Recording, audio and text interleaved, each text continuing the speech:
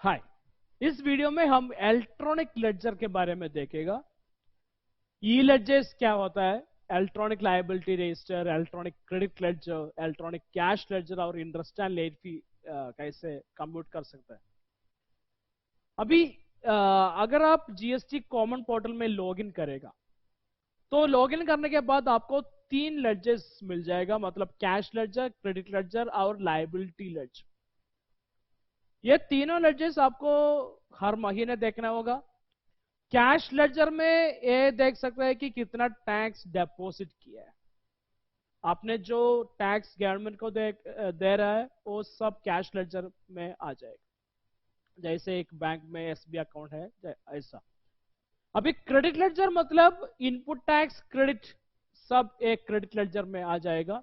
जो आपने आपका सप्लायर्स को दिया है जीएसटी, ये सब उसका जीएसटीआर 1 फाइल करने के बाद आप अपना जीएसटीआर 2B में आ जाएगा और जीएसटीआर क्रेडिट लेडजर में देख सकते हैं।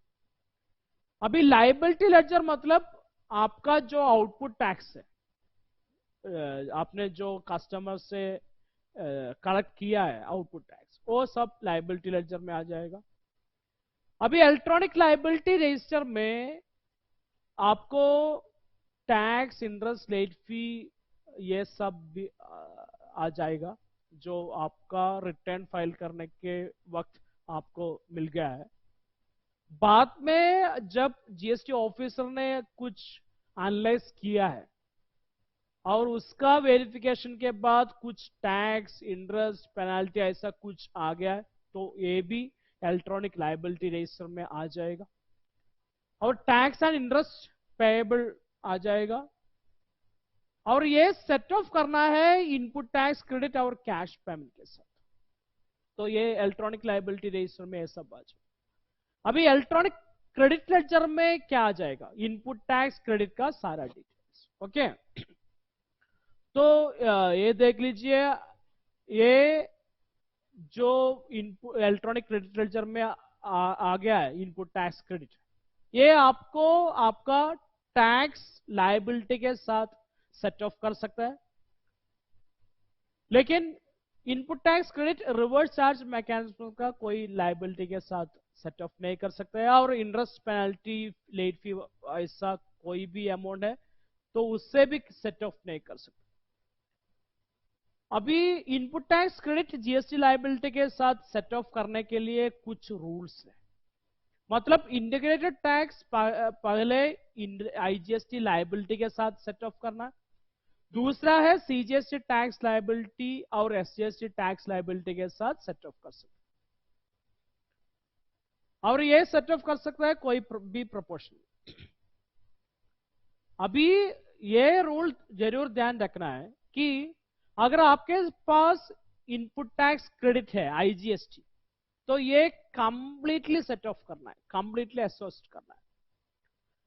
इसके बाद में अगर central tax input tax credit है तो ये सीजीएसटी टैक्स लायबिलिटी के साथ सेट ऑफ करना है। इसके बाद में आईजीएसटी टैक्स लायबिलिटी के साथ सेट ऑफ कर सकता है कोई बैलेंस है तो, लेकिन एसजीएसटी टैक्स लायबिलिटी के साथ CGST input tax credit set of नहीं कर सकता। इसके बाद एसजीएसटी इनपुट टैक्स क्रेडिट है तो ये सेट ऑफ कर सकता है एसजीएसटी टैक्स लायबिलिटी के साथ। अगर कुछ बैलेंस है तो सेट ऑफ कर सकता है आईजीएसटी टैक्स लायबिलिटी के साथ, लेकिन एसजीएसटी इनपुट टैक्स क्रेडिट कभी भी सीजीएसटी टैक्स लायबिलिटी के साथ सेट ऑफ नहीं कर सकता। तो ये है रूल्स। अभी हम कुछ केस स्टडी देखेगा। मतलब सीजीएसटी लायबिलिटी है 1,55,081, एसजीएसटी लायबिलिटी है 1,55,081, टोटल लायबिलिटी होता है 3,10,162। हमारे साथ इनपुट टैक्स क्रेडिट भी होता है। आईजीएसटी है 57,751, सीजीएसटी है 30,858, एसजीएसटी है 30,858 और टोटल आईटीसी है 1,19,467। तो ये कैसे सेट ऑफ करना है ये टेबल में देख सकते हैं। आउटपुट टैक्स ऊपर डाल दिया, आईजीएसटी का कोई टैक्स लाइबिलिटी नहीं है, सीजीएसटी का 1,55,081 है, एसजीएसटी का 1,55,081 है, और टोटल 3,10,162 है। ओके, तो ये सेट ऑफ करना है इनपुट टैक्स क्रेडिट के साथ। अभी आईजीएसटी इनपुट टैक्स क्रेडिट है 57,751, ये सेट ऑफ किया सीजीएसटी लाइबिलिटी के साथ। सीजीएसटी इनपुट टैक्स क्रेडिट है, ये भी सेट ऑफ किया सीजीएसटी टैक्स लाइबिलिटी के साथ। एसजीएसटी इनपुट टैक्स क्रेडिट है 30,858, ये सेट ऑफ किया एसजीएसटी टैक्स लाइबिलिटी के साथ।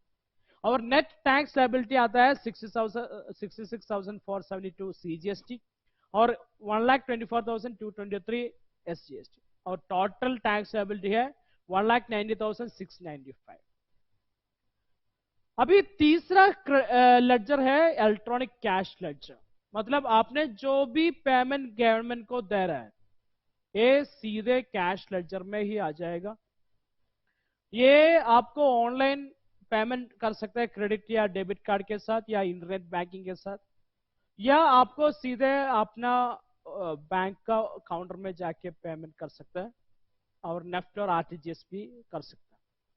ध्यान दीजिए, अगर आप सीधा बैंक का काउंटर में जाएगा तो मैक्सिमम लिमिट होता है 10,000। अभी जीएसटी सिनेरियो में पेमेंट्स करना है सीजीएसटी और एसजीएसटी का, आईजीएसटी का, टीडीएस और टीसीएस का, इंटरेस्ट पेनल्टी फीस और एनी अदर पेमेंट ऐसा कुछ करना है तो ये भी पेमेंट करना है आपको। अभी कौन पेमेंट करना है? नॉर्मल केसेस में सप्लायर ही पेमेंट करना है, और जब भी इंपोर्ट्स या आरसीएम आता है तो रेसिपिएंट बायर ने पेमेंट करेगा। अभी थर्ड पर्सन पेमेंट करेगा जब ई कॉमर्स ऑपरेटर मतलब टीसीएस एप्लीकेबल होगा, या गवर्नमेंट डिपार्टमेंट जब टीडीएस एप्लीकेबल होगा तब।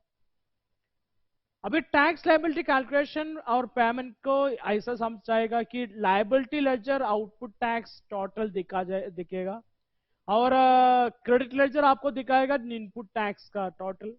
इसका डिफरेंस आपको कैश लेजर के द्वारा पेमेंट करना है। तो इसका पेमेंट करने का ड्यू डेट होता है 20 तारीख, अगला महीने का 20 तारीख। अभी प्रोसीजर फॉर पेमेंट, पेमेंट का प्रोसीजर क्या है? आपको जीएसटीआर 3 भी पेमेंट नॉर्मल केस में फाइल करना होगा, और पेमेंट करना है 20 तारीख का पहले। Composition tax payers will need to pay tax on quarterly basis. Electronically generated challan मिल जाएगा जीएसटी कॉम पोर्टल से, और ये जब क्रिएट करेगा तो 15 दिन तक इसका वैलिडिटी होगा, 15 दिन के अंदर पेमेंट करना होगा। और जो भी पेमेंट आपने गवर्नमेंट को दिया है ये आपका इलेक्ट्रॉनिक कैश लेजर में देखा सकते हैं। और जरूर ध्यान दीजिए इंटरेस्ट के बारे में भी।